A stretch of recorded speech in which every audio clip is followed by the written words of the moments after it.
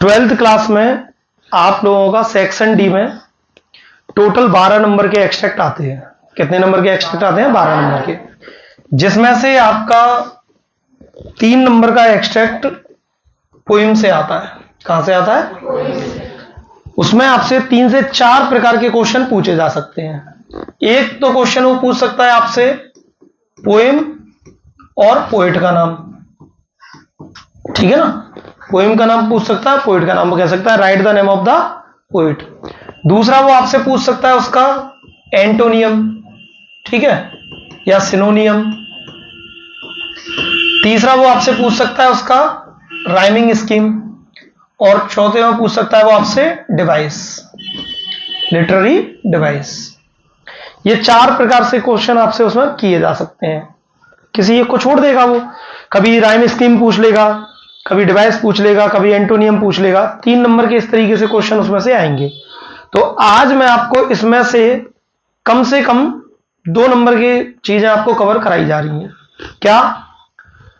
Poem में आने वाली जो राइम स्कीम्स हैं वो आप अच्छे से ध्यान में रख लो। 1 नंबर में ये पेपर में आती है। अगर वो आपसे पूछता है कि कौन सी पोएम में कौन सा राइमिंग स्कीम है उसमें, तो हमें वो तुरंत बता देना है। जैसे कि हम देखें कि माई मदर एट 66, इसमें कौन सा है? इसमें कोई राइम स्कीम नहीं है, इसलिए इसको क्या बोलेंगे? Free verse. जब जिस पोएम में कोई राइमिंग स्कीम नहीं होती उसको बोलते हैं फ्री वर्स। तो इसमें कोई राइमिंग स्कीम नहीं है, इसलिए क्या है? फ्री वर्स है। कीपिंग क्वाइट में अगर हमसे राइमिंग स्कीम पूछी जाएगी तो कौन सा है? Free verse. अगर ए थिंग ऑफ ब्यूटी में पूछी जाएगी तो हम बता देंगे A B B C C D D. ये ध्यान रखिएगा, ऑप्शन में आपको दिख जाए A B B C C D D, a thing of beauty का, तो हम उसको टिक कर देंगे। ये रोड साइड स्टैंड में अगर हमसे पूछा जाएगा कि राइमिंग स्कीम क्या है, तो हम बता देंगे ए बी, ठीक है। ऐसे ही आंट जेनिफर टाइगर में हमसे पूछा जाएगा कि राइमिंग स्कीम क्या है, तो हम बता देंगे A B B C C D D, ठीक है ना। मतलब जो यहां था वही यहां है। समझ में आ गया?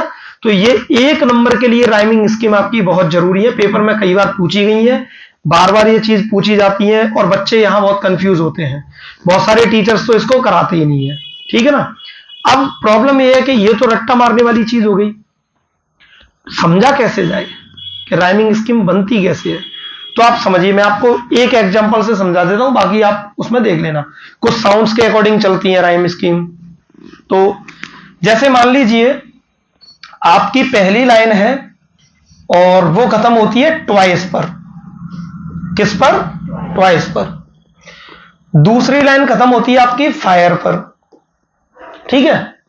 तीसरी लाइन आपकी खत्म होती है आइस पर, और चौथी लाइन आपकी खत्म होती है डिजायर पर। इस तरीके से 4 लाइन की पोएम है, मतलब 4 लाइन के वो छंद बने हुए हैं। जो स्टेंजा है आपके वो 4-4 लाइन के दिए गए हैं, ठीक है ना। तो जैसे पहली लाइन कहां खत्म की है उन्होंने? ट्वाइस पर। दूसरी लाइन कहां खत्म की है? फायर पर।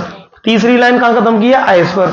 चौथी लाइन डिजायर पर। अब इसको हमने नाम दिया ए, इसको दिया बी। तो यहां साउंड देखना ट्वाइस, ठीक है। उसके बाद तीसरी लाइन में क्या मिल रहा है अपन को? आइस। क्या मिल रहा है? तो ट्वाइस और आइस सिमिलर साउंड कर रहे हैं, तो फिर से क्या रिपीट होगा? ए।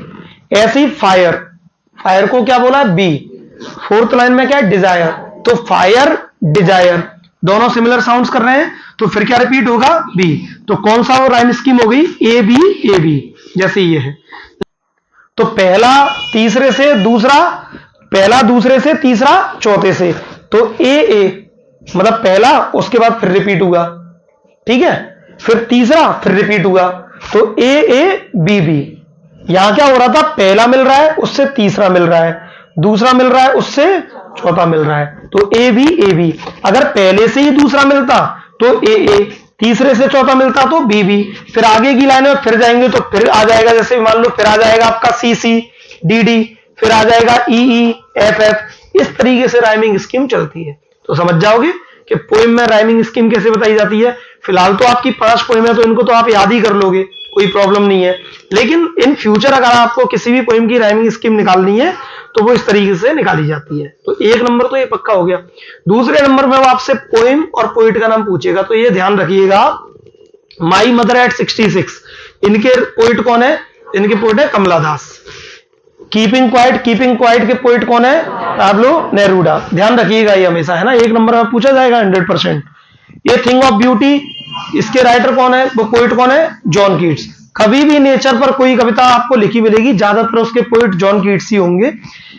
ये रोड साइड स्टैंड, ऐसी मानव की दशा पर, कोई भी मनुष्य की जो दशा होती है, जैसे आपने 10th में भी पढ़ा होगा dust of snow fire and ice, उसमें एक मनुष्य के मानसिक उसका वर्णन किया गया है कि कैसे उसको संसार पहले अच्छा नहीं लग रहा है, फिर अच्छा लगने लगता है।